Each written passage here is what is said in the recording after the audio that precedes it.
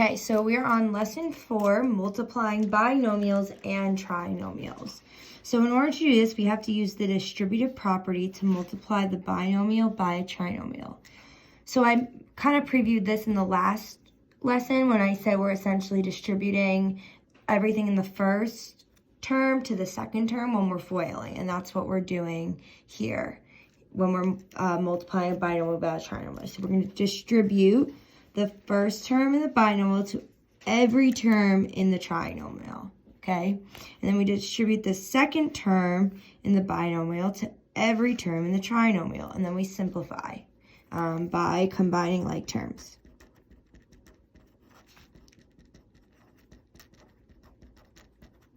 Right, so let's just look at this first example here. Okay, and I'll use different colors to show what I mean. So we have x plus 5 times x squared minus 3x minus 2. So we're going to take this first term in the binomial x and we're going to multiply it to everything in this trinomial. So x times x squared is x cubed. X times a negative 3x is a negative 3x squared. And x times negative 2 is a negative 2x. Okay. Now we're on step 2, where we have to distribute the second term in the binomial to every term in the trinomial. So I'll use green for this. So 5 times x squared would be a 5x squared. 5 times a negative 3x would be a negative 15x. And then 5 times negative 2 would be a negative 10. Now we have to combine our like terms. So I have nothing that matches x cubed. So x cubed comes along. That's done. But then I have a negative 3x squared and a positive 5x squared. Those are going to combine, and we're going to get a positive 2x squared. Then we have a negative 2x and a negative 15x.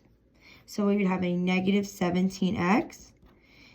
And then nothing matches up with the negative 10. So that's just kind of come along. And this would be our final answer. X cubed plus 2x squared minus 17x minus 10. That's our final answer. So again, we distributed the first term, which was x, to every term in the trinomial. And then once we finished that, we distributed the second term, 5, to every single term in the trinomial. And then we simplified. So this is multiplying out, and then we simplify to get the final answer. So let's look at the next one, number 2. So x plus 1. So I have x times x squared, which we know is x cubed. Sorry, I switched colors by accident. This should be purple for keeping with number 1.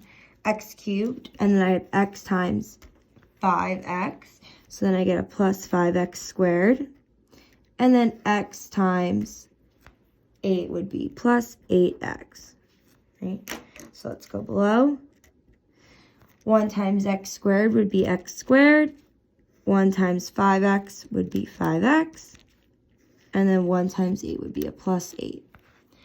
Now we just combine our like terms. So x cubed doesn't match up to anything. It comes along for the ride. Then I have a 5x squared and an x squared here. So I'd have a 6x squared.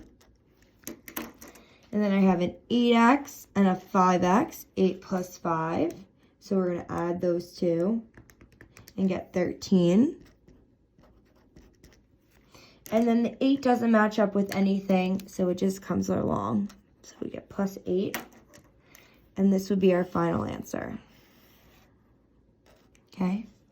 So there are 3 more. I will do the 3 out with you, but if you feel that you could do the rest, go ahead and pause the video and complete the rest on your own and check your work. But I'll do the rest now with you. Okay. So n times n squared, we get n cubed. N times a negative 2n, we get negative 2n squared. N times 4 would be plus 4n. And then we go to the second term, the negative 3. So negative 3n squared. A negative 3 times a negative 2n would be a positive 6n. And negative 3 times a positive 4 would be a negative 12. Okay, so the n cubed doesn't combine with anything, but we do have our square term, a negative 2n squared and a negative 3n squared. So we have a negative 5n squared. Then we have a 4n and a 6n, so we get plus 10n. And then the negative 12 doesn't match up, so it comes along. And that would be our final answer right here. Okay. All right, so let's move my paper up. All right, so this one, we have f times a 2f squared, so we just have a 2f cubed. F times a negative f will be a negative f squared, and f times 7 would be a plus 7f. I'll do the bottom. 6 times 2f squared, we have to multiply the 6 times the 2, so it's plus 12f squared.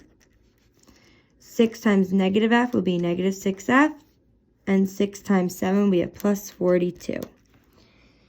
So the 2f is alone, 2f cubed is alone, so we have 2f cubed. We have a negative f squared and a positive 12f squared, so that'd be 11f squared.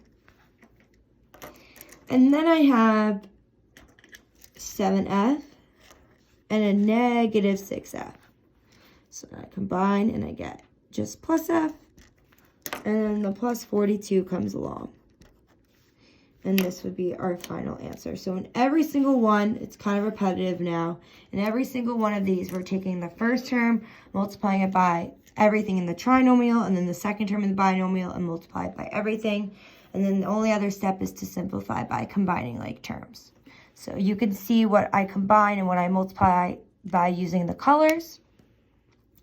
And then I just have one more question here. So there's two options for how to do number 5. You can either rewrite it so the binomial is first. So you could rewrite it so that it's 6e plus 1 times the 3e squared minus 5e plus 7. And then multiply the binomial times the trinomial. Or you can multiply every term in the trinomial by the binomial. Either way works. I'm going to do it this way, since there's so many that I've done this way already. I'm going to do it this way, where I multiply the trinomial by the binomial. So I'm going to multiply 3e squared times 6e. So 3 times 6 would be 18. And then e squared times e would be an e cubed, because I have a square and a 1 here. Remember, when we multiply exponents, we're adding. And then 3e squared times 1 would just be a plus 3e squared. Now I multiply the negative 5 times the negative 5e times 6e. So it would be a negative 30e squared. And then negative 5 times 1 would be a negative 5e. And then I have to multiply my last term, my 7. So it would be plus 42e and then plus 7. So every term in the trinomial is multiplied by the binomial. And of course, you could do it this way as well, where you multiply every term by the binomial. By the trinomial, you'll have a different second step, but in the end, we should get the same answer. So let's go ahead and combine like terms here. So nothing combines with the the 18e cubed. So I'm just going to bring it down, 18e cubed. And then I have my 3e squared and my negative 30e squared. So I'm going to add those. So I'm going to get a negative 27e squared. And then I have my e terms. So I have a negative 5e and a positive 42e squared. So 42 minus 5. I'm going to get a negative 37e. And then the plus 7 in the end.